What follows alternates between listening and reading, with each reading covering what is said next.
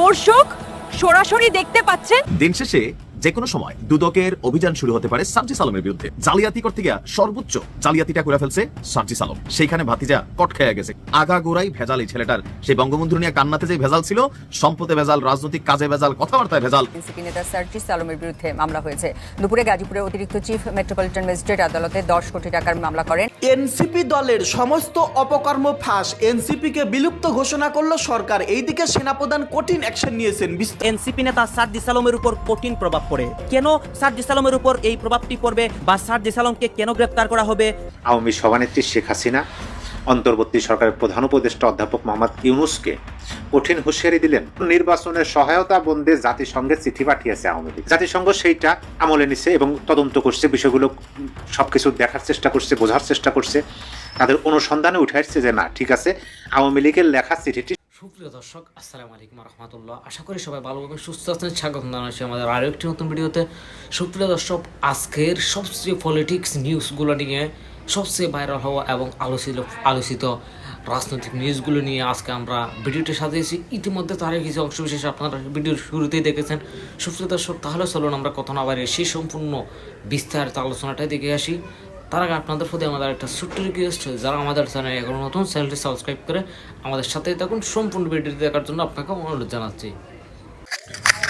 জন্ম থেকেই জিনিয়াস, মানে জন্মটা ছাত্রলীগের হাত ধরে, তো এখানে একটু বেশি জিনিয়াস হয়ে গেছে। আমার বঙ্গবন্ধু মানে লোল টুল ফালাই দিত একসময়। যেই বঙ্গবন্ধু নিয়ে সার্জিস আলম, তার ওই কান্না যে ফেক ছিল এটা তো প্রমাণিত হয়ে গেছে, তাই না? তো এখন তার অনেক কিছুতেই ফেক একটা অবস্থান হয়ে গেছে। মানে বিশাল গাড়ি শোডাউনের পর শুনলাম ফেক আত্মীয় স্বজনের।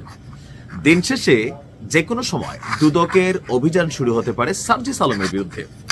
বিশ্বাস করেন, শুধু সার্জিস আলম না, ডক্টর ইউনূস সরকারের প্রেক্ষাপট পরিবর্তন হলে, বিএনপি সরকার যদি সঠিকভাবে এই অভ্যুত্থানের সাথে কানেক্টেড প্রথম সারির নেতারা 5ই আগস্টের পরবর্তী, আগের না, বা এই রাজনৈতিক দলটা তৈরির পরবর্তী তাদের যে বিলাসবহুল জীবনযাত্রা, হান্নান মাসুদের সেই গ্রামের সবচেয়ে ভাঙ্গা মাটির ঘরটা, টিন যেটা মাটির নিচে ডাইবা গেছিল, গ্রামের সবচেয়ে বড় বাড়িটা বাবার থেকে সম্পদের বেশি, মানুষ কি বোঝে না? বোঝে। তবে জালিয়াতি করতে গিয়া সর্বোচ্চ জালিয়াতিটা করে ফেলছে সার্জিস আলম। আর এর কারণেই তার বিরুদ্ধে দুদকের ইনভেস্টিগেশন হতে পারে। কারণ নির্বাচন কমিশনে যে হলফনামা দিছে, সেইখানে ভাতিজা কট খেয়ে গেছে। কট খাওয়ার সিস্টেমটা কোথায় হয়ে গেল? ইসিতে জমা দেওয়া নথিপত্রে আয়ের তথ্যে গরমিল পাওয়া গেছে সার্জিস আলমের। পঞ্চগড় 1 আসন থেকে লড়ার ইচ্ছুক সার্জিস আলমের, সেখানে দেখা গেছে যে প্রদর্শিত আয়ের যে তথ্য এবং আয়কর রিটার্নের যে তথ্য, দুইটার মধ্যে অসামঞ্জস্য, অর্থাৎ দুই ধরনের ব্যাপক গরমিল। হলফনামায় সার্জিস নিজেকে ব্যবসায়ী পরিচয় দিয়েছেন। তো তোমার ব্যবসাটা কি বাবা? কি তৈরি করো? আমরাও কিনলাম খাইলাম, ফাস্টফুড নাকি অন্য কোনো ব্যবসা? যাই হোক, বার্ষিক ব্যবসায়িক আয় দেখিয়েছে 9 লক্ষ টাকা। 9 লক্ষ টাকা প্রফিট করতে গেলে, আমি নিজেও একজন ব্যবসায়ী, বাংলাদেশে কোটি কোটি টাকা বিনিয়োগ আছে আমার।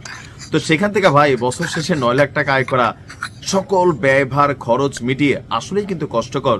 তো কয় কোটি টাকা বিনিয়োগ করছে সার্জিস কোন ব্যবসায়, যেখান থেকে 9 লাখ প্রফিট হয়? আমরাও করলাম, যেহেতু আমিও একজন উদ্যোক্তা, বিনিয়োগকারী, ব্যবসায়ী।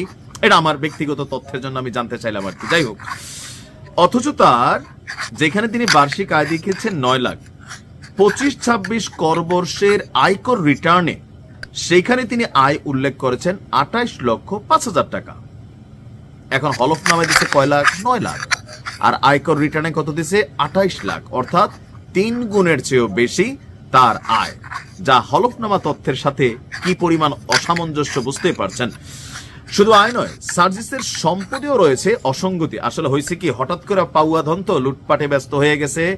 বাস্তব ভাই, শোনেন, এখন প্রমাণ যদি আমার জিজ্ঞেস করেন, আমার কাছে আপাতত কোনো প্রমাণ নেই। তবে যাদের কাছে প্রমাণ আছে, ওই যে আওয়ামী লীগের একজন টাকলা মুরাদ ছিল না, আসবি তুই এখন আসবি আগে পিচ্ছে, ওই যে মাহির সাথে যে মুরাদ যখন খরচের খাতায় পড়ে গেছে, ঠাস করে তার অনেক কিছু ফাঁস হয়ে গেছে, খেয়াল আছে তো? তো এটা যাদের কাছে আছে, তারা যখন মনে করবে যে সার্জিসকে খরচের খাতায় ফেলে দিবে, তখন দেখবেন এদের তথ্য দুর্নীতি, কত মানুষ এদের বিষয়ে মুখ খোলা শুরু করে।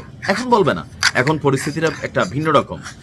তো সম্পত্তি কি অসঙ্গতি, আয়কর রিটার্নে তিনি মোট সম্পদ দেখিয়েছেন 33,77,000 টাকা, আর হলফনামা অনুযায়ী তার অস্থাবর সম্পদের পরিমাণ হচ্ছে 5,61,000। এর মধ্যে নগদ আছে 3,11,000, ব্যাংকে 1 লাখ এবং 1,50,000 টাকার মোবাইল ফোন, ঘরের যে ইলেকট্রনিক আসবাবপত্র এগুলো আছে। আর স্থাবর সম্পত্তির মধ্যে দেখিয়েছেন উপহার হিসাবে পাওয়া 16.5%, যারা কুমিল্লার